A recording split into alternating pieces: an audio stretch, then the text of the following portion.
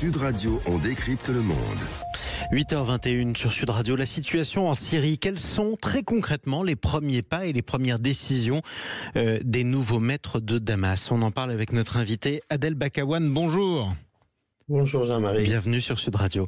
Vous êtes directeur du Centre français de recherche sur l'Irak, chercheur associé au programme Turquie-Moyen-Orient de l'Institut français des relations internationales, et vous êtes aussi membre de l'Institut de recherche et d'études Méditerranée-Moyen-Orient. Alors, j'ai parlé de l'Irak, j'ai parlé de la Syrie, j'ai parlé de la Turquie, autant de pays qui ont une carte à jouer dans la Syrie de demain. Mais avant ça, parlons de ce qui s'est passé en une semaine. Le régime de Bachar el-Assad est donc tombé. Quelles ont été les premières décisions du gouvernement à Damas?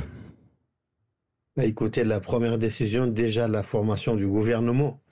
HTS, Ahmed el-Shara, l'ancien Abu Mohamed el-Jolani, a formé le gouvernement exclusivement avec ses cadres dirigeants, les gens proches du mouvement, des salafistes, djihadistes, combattants, idéologisés. Donc, à la formation d'un gouvernement sans aucune consultation, participation, inclusion de toutes les forces de la société syrienne, déjà nous interroge.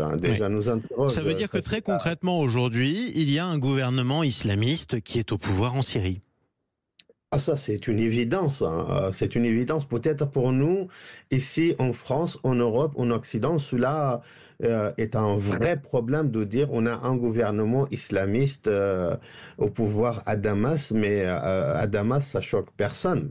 Ça choque personne, oui, non seulement un gouvernement islamiste, mais aussi un gouvernement issu d'un mouvement à la fois islamiste, djihadiste, combattant.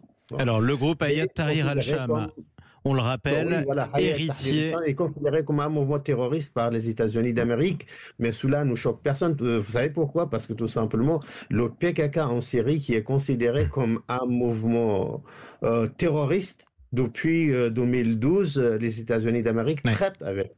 Exactement. Alors on va rappeler deux ou trois choses. Hayat Tahrir al-Sham, c'est donc ce groupe qui a fini par détruire le régime de Bachar el-Assad, s'emparer notamment de la ville de Damas et donc arriver au pouvoir. Groupe héritier à la fois d'Al-Qaïda et de l'État islamique. C'était il y a longtemps. On précise qu'il a rompu avec ces deux organisations, y compris de manière sanglante, qu'il n'appelle plus officiellement, voire officieusement, au djihad, du moins en dehors des frontières de la Syrie.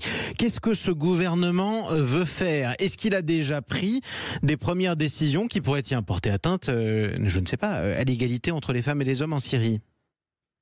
Pour le moment, non. Pour le moment, non, absolument pas. Pour le moment, ce gouvernement est dans la séduction, dans l'affichage, dans le symbolisme, pour dire à la communauté internationale qu'il n'y aura pas une grande transformation. Donc, à ce niveau-là, non, il n'y a aucune décision. Ils essaient de faire croire à la communauté internationale que ce ne sera pas comme les talibans, par exemple, à Kaboul. Autre question qui est importante, comment seront traitées les minorités syriennes? Elles sont très nombreuses, il y a des chrétiens, il y a des Kurdes, il y a des alaouites, il y a des chiites, c'est-à-dire des minorités qui n'appartiennent pas du tout au même groupe social qui est celui du groupe islamiste qui lui est sunnite. Oui, absolument, ça c'est l'enjeu principal. Vous savez, depuis 3 jours, l'Allemagne et la France ont présenté une initiative, à savoir nous sommes tout à fait disposés à collaborer avec vous, mais à certaines conditions. Parmi ces conditions-là, la première, c'est le respect des minorités. Pourquoi? Parce que c'est un enjeu principal, c'est un enjeu majeur. Vous savez, depuis 55 ans, la minorité alaouite, le premier soutien du régime de Bachar el-Assad, se sentent fortement menacés aujourd'hui. Et donc justement, ce sera ma dernière question. Les Syriens qui reviennent du Liban, vous avez des milliers et des milliers des Alaouites qui ont pris le chemin du Liban et qui sont entassés sur la frontière parce que les Libanais ne souhaitent pas ouvrir leurs frontières. Et donc ce sera ma dernière question, justement, Adel Bakawan. Est-ce que ces Alaouites, donc, qui faisaient partie du même groupe que la famille de Bachar el-Assad, ont raison d'avoir peur aujourd'hui ou pas? Quels sont les premiers signes? Est-ce qu'il y a eu des mesures de rétorsion? Est-ce qu'il y a eu des représailles contre les Alaouites? Pour le moment, non. Il faut traiter la réalité telle qu'elle est. Pour le moment, non. Mais par contre, la peur est là. La peur structurelle est là parce qu'il y a deux dimensions. Une dimension idéologique, pour les salafistes djihadistes, les alaouis sont perçus non seulement comme non musulmans, mais pire que les chrétiens et les juifs. Hein. Ça, c'est la fatwa de Ibn Taymiyyah, leur référentiel qui dit ça. Ce sont des hérétiques, en gros. De la dimension idéologique et à la dimension politique. La dimension politique, c'est que 55 ans, l'image des Alaouites est liée à l'image d'Assad. Donc, ils ont quoi d'avoir peur. Et c'est une des raisons d'ailleurs pour lesquelles on a vu des anciens rebelles désormais au pouvoir venir profaner, saccager, brûler, parfois même se soulager sur le mausolée d'Hafez el-Assad, le père de Bachar el-Assad.